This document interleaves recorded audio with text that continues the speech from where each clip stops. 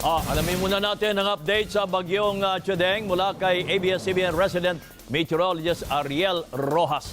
Ariel, unang-una, nasaan na ang bagyo at kailan mararamdaman ang habagat na palalakasin ito kung sakasakali? Yes, kabayan, nasa gitna pa rin ng dagat ang bagyong Chedeng na patuloy pang lumakas at naging typhoon na. Huli itong namataan 935 kilometers silangan po ng Central Luzon. Taglay na lakas ng hangin na 120 kilometers per hour malapit sa gitna at may pagbugso hanggang 150 kilometers per hour. Kumikilos po ngayon ang bagyo, pahilagang kanluran sa bilis na 15 kilometers per hour. Lalakas pa ang bagyong Chedeng pero mananatili po ito sa typhoon category habang nasa gitna pa ng karagatan.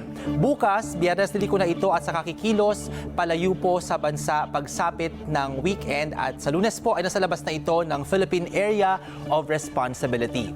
Bukas ay magsisimula ng hilahin ng bagyo ang habagat pero hindi pa gaanong malakas ang dadalhin nitong mga pag-ulan dito po sa kanlurang bahagi ng Mimaropa. Sa Sabado at Linggo pa lalakas ang ulang dala ng habagat na makakaapekto sa malaking bahagi ng Luzon. Kaya kapamilya, maghanda po dahil posible ang mga pagbaha at landslides ngayong weekend.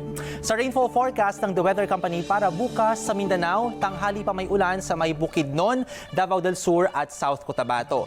Sa hapon, meron na ring ulan sa Cotabato Province, lalo po sa Agusan del Sur, kung saan lalakas pa ang ulan pagsapit ng oras ng hapunan. At may mga pag-ulan pa pag lumalim ang gabi sa may Caraga at Zamboanga Peninsula. Sa Visayas, sa Western Visayas po may ulan bandang tanghali. Pagsapit naman ng hapon sa may Cebu at Bohol uulan at sa gabi sa Southern Leyte, dito po sa may Southern Negros at Antique, meron pang mahinang mga pag-ulan.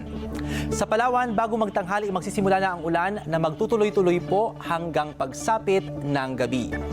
Sa Luzon naman, sa umaga, maaraw sa malaking bahagi pero may ulan po dito sa may Masbate. Sa tanghali, uulan na rin sa may Cordillera, Central Luzon, Mindoro at maging sa ilang bahagi ng Camarines Sur. Sa gabi, uulan na rin po dito sa Ilocos Provinces at maging sa ilang lugar sa Cagayan Valley. Tayo naman sa Metro Manila, aasahan pong magiging maulap at sisilip-silip ang araw at may tsansa ng ulan mula hapon hanggang dapit hapon.